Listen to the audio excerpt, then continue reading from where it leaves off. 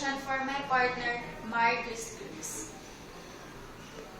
She is Marcus Cruz, a 20-year-old girl in a fourth-year mass communication students of FEU.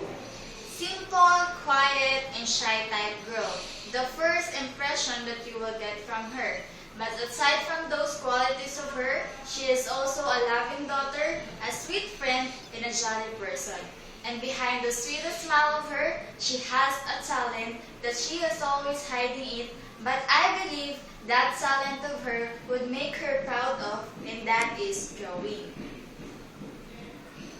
Chris loves to draw anytime and every time. Drawing is her passion. According to her, every time she draws, she makes her mood happy and relaxed. That's why I created her a Facebook fan page wherein I can post all of her works, all of her drawings so that everyone can show it. So I also include some information about her, and this is her Facebook fan page.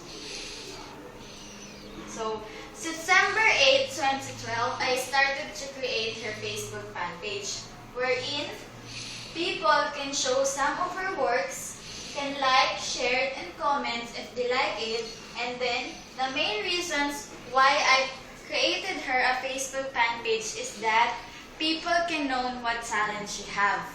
And then, here are some of her works.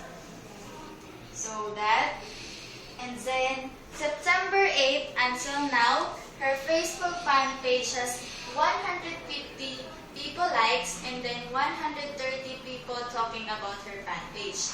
And I hope someday or in the future, this kind of talent of her would be known not just only here in our country but all over the world.